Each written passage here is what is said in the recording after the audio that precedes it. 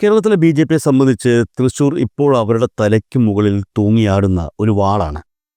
2024 ലോക്സഭാ തെരഞ്ഞെടുപ്പ് കഴിഞ്ഞതിന് പിന്നാലെ കേരളത്തിലും തങ്ങൾക്ക് സാധ്യതയുണ്ടെന്ന് ബി.ജെ.പിയെ ബോധ്യപ്പെടുത്തിയ ലോക്സഭാ മണ്ഡലമായിരുന്നു തൃശൂർ.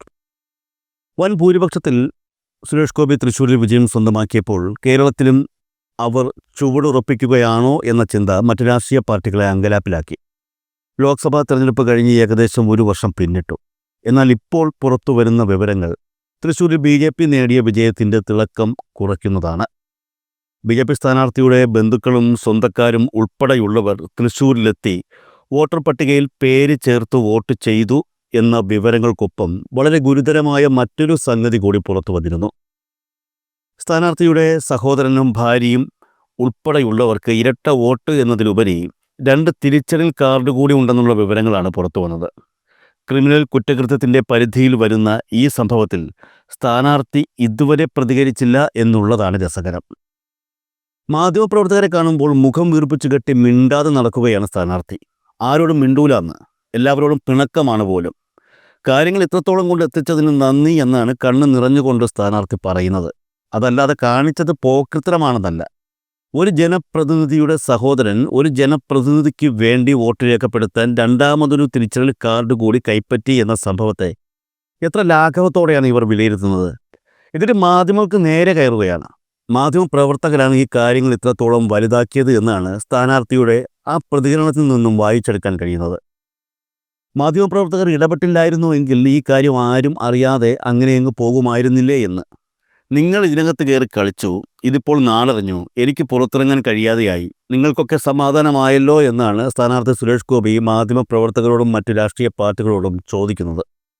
അല്ലാതെ കുടുംബക്കാരെയും വീട്ടിലെ ജോലിക്കാരെയും ഉൾപ്പെടെ ലോറിയിൽ കയറ്റി തൃശ്ശൂരിൽ കൊണ്ടുവന്ന് വോട്ട് ചേർത്ത് 2 തിരിച്ചറിയൽ കാർഡും കൈപ്പറ്റി ക്രിമിനൽ കേസ് എടുക്കാനുള്ള വകയുണ്ടാക്കിയതല്ല തെറ്റ്. നാണക്കേട് കാരണം പുറത്തിറങ്ങാൻ വയ്യെങ്കിൽ വീട്ടിലിരുന്നാൽ മതി. അല്ലാതെ പിന്നെ ഈ പ്രശ്നത്തിന് വേറെ സൊല്യൂഷൻ ഒന്നുമില്ല. ഇനിയിപ്പോൾ എത്രയൊക്കെ മികച്ച വിജയം നേടിയെന്ന് പറഞ്ഞാലും ജനങ്ങൾ കാണുന്നത് ഇനി ആ രീതിയിൽ തന്നെയായിരിക്കും. അനിയൻ്റെയും അനിയൻ്റെ ഭാര്യയുടെയും കയ്യിൽ നിന്നും അധികമുള്ള ആ തിരിച്ചറിയൽ കാർഡുകൾ വാങ്ങി അധികൃതർക്ക് സമർപ്പിക്കുന്നതല്ലേ നല്ലത്.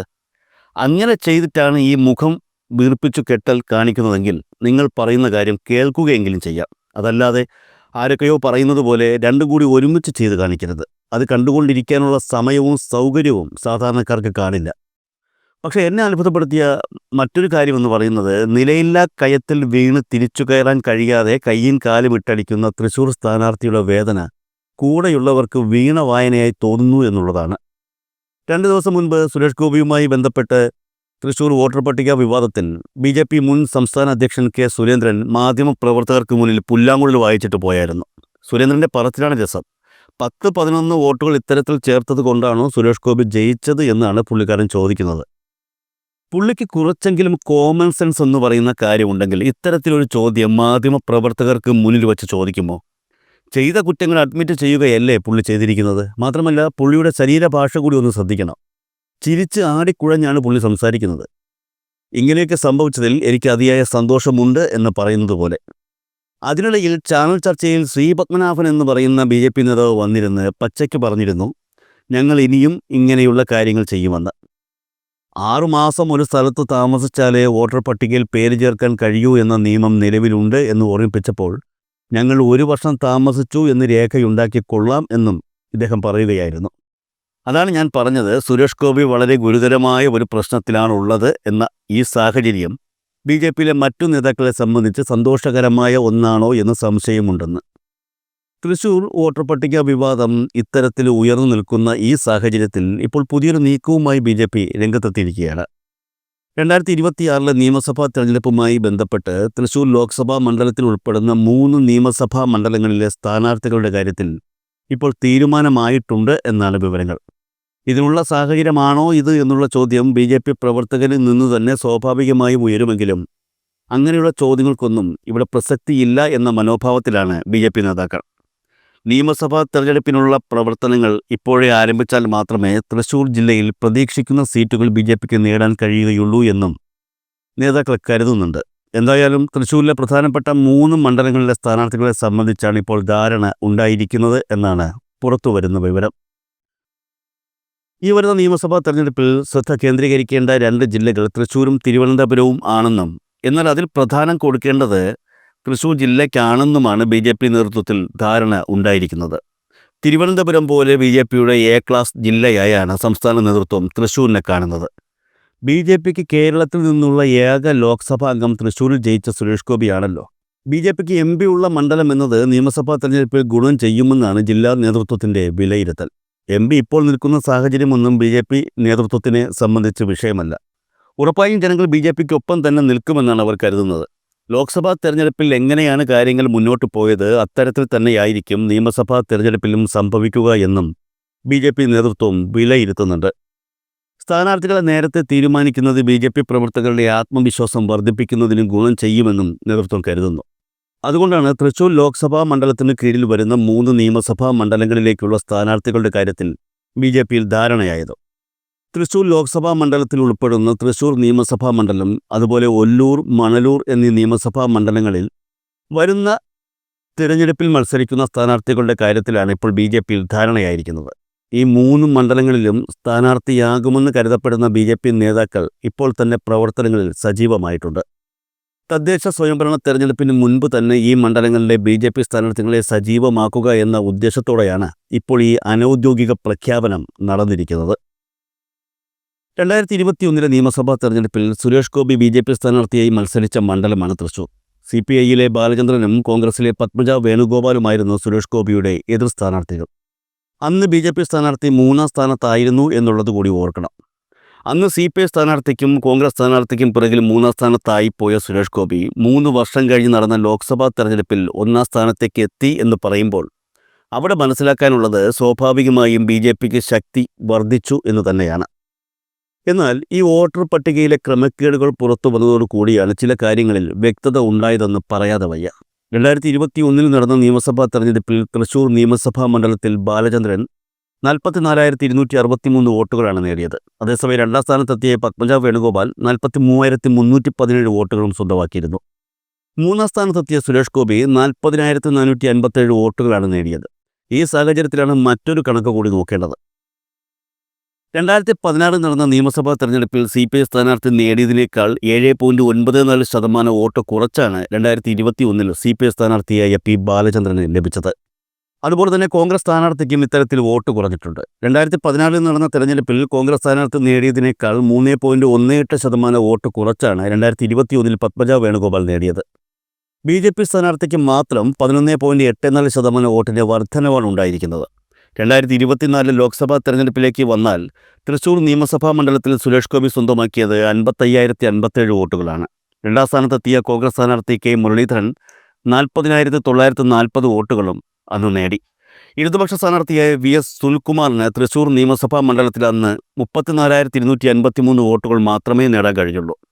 2026 സുരേഷ് ഗോപിക്ക് പകരം തൃശ്ശൂർ നിയമസഭാ മണ്ഡലത്തിൽ സ്ഥാനാർത്ഥിയായി എത്തുന്നത് BJP സംസ്ഥാന ജനറൽ സെക്രട്ടറി MD രമേശ് ആയിരിക്കുമെന്നാണ് വ്യക്തമാകുന്നത്. രമേശിനെ പോലുള്ളൊരു മുതിർന്ന നേതാവ് മണ്ഡലത്തിൽ മത്സരിച്ചാൽ അത് പാർട്ടിക്ക് ഏറെ ഗുണം ചെയ്യുമെന്നും വിജയം BJPക്ക് തന്നെ ഉണ്ടാകുമെന്നും നേതൃത്വം കരുതുന്നു. തൃശ്ശൂർ കോർപ്പറേഷനിൽ അടക്കം വലിയ സ്വാധീനമുള്ളത് BJPക്ക് ഒരു വലിയ പ്രതീക്ഷയാണ്. മാത്രമല്ല, വരുന്ന തദ്ദേശ സ്വയംഭരണ തെരഞ്ഞെടുപ്പിൽ BJP തൃശ്ശൂർ കോർപ്പറേഷൻ പിടിച്ചെടുക്കാനുള്ള നീക്കത്തിലുമാണ്. തൃശ്ശൂർ കോർപ്പറേഷൻ ഇത്തവണ BJP ഭരിക്കാനുള്ള സാഹചര്യം ഉണ്ടായാൽ അത് ഗുണകരമാകുമെന്നാണ് നേതൃത്വത്തിൻ്റെ വിലയിരുത്തൽ. മാത്രമല്ല, സുരേഷ് ഗോപിയുടെ പിന്തുണ സ്ഥാനാർത്ഥിക്കുണ്ടെങ്കിൽ വിജയം എളുപ്പമാകുമെന്നും നേതൃത്വം കരുതുന്നുണ്ട്. പക്ഷേ ഒരു ചെറിയ പ്രശ്നം എന്താണെന്ന് വെച്ചാൽ വോട്ടർ പട്ടിക ക്രമക്കേട് ഇത്രത്തോളം ഗുരുതരമാകുന്നതിന് മുൻപുള്ള വിലയിരുത്തലാണ് നേതൃത്വം ഇവിടെ നടത്തിയിട്ടുള്ളത് എന്നാണ്. വോട്ടർ പട്ടിക ക്രമക്കേട് പുറത്തുവരികയും പിശകുകൾ ഉണ്ടെന്ന് വ്യക്തമാവുകയും ചെയ്ത സാഹചര്യത്തിൽ ഏത് രീതിയിലാണ് ജനങ്ങൾ ഇനി പ്രതികരിക്കുക എന്നുള്ള കാര്യമാണ് ഇപ്പോൾ BJP ഉറ്റുനോക്കുന്നത്.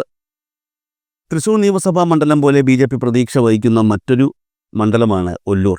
2021 നിയമസഭാ തെരഞ്ഞെടുപ്പിൽ അഡ്വക്കേറ്റ് B. ഗോപാലകൃഷ്ണനായിരുന്നു ഒല്ലൂർ നിയമസഭാ മണ്ഡലത്തിലെ സ്ഥാനാർത്ഥി. അന്ന് വെറും 22,295 വോട്ടുകൾ മാത്രമേ പുള്ളിക്കാരന് സ്വന്തമാക്കാൻ കഴിഞ്ഞുള്ളൂ. എന്നാൽ 2024 ലോക്സഭാ തെരഞ്ഞെടുപ്പ് എത്തിയപ്പോൾ ഒല്ലൂർ നിയമസഭാ മണ്ഡലത്തിൽ BJP സ്ഥാനാർത്ഥിയായ സുരേഷ് ഗോപി 58,996 വോട്ടുകൾ നേടി. ഒല്ലൂരിൽ 2ാം സ്ഥാനത്തെത്തിയ LDF സ്ഥാനാർത്ഥി VS സുനിൽകുമാർ 48,633 വോട്ടുകളാണ് നേടിയത്.